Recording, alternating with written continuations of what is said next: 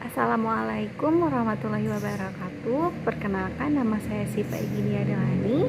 Saya mahasiswa farmasi angkatan 2018. Di sini saya akan suamedikasi penyakit ringan, yaitu demam.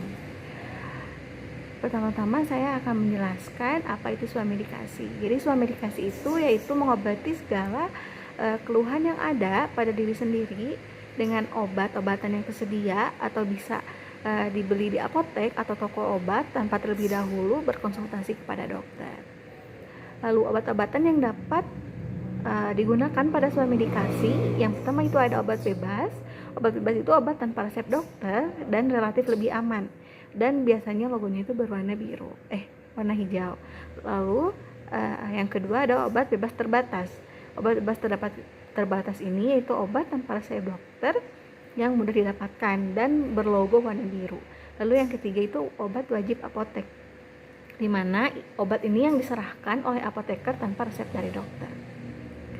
Lalu di sini saya akan menjelaskan tentang demam. Demam itu merupakan keadaan suhu tubuh di atas suhu normal, yaitu suhu tubuhnya di atas 38 derajat Celcius.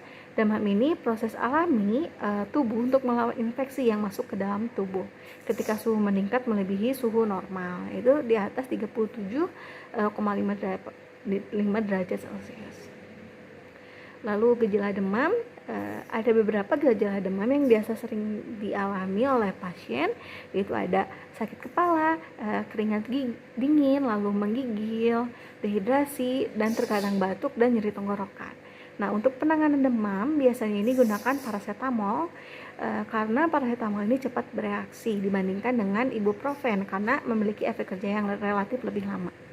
Lalu untuk pada anak-anak dianjurkan untuk pemberian paracetamol dengan sebagai antipiretik. Penggunaan OAINS ini tidak dianjurkan dikarenakan oleh fungsi antikoagulan dan resiko sindrom Rey pada anak-anak. Lalu di sini saya akan jelaskan beberapa macam obat demam yang sering digunakan oleh masyarakat.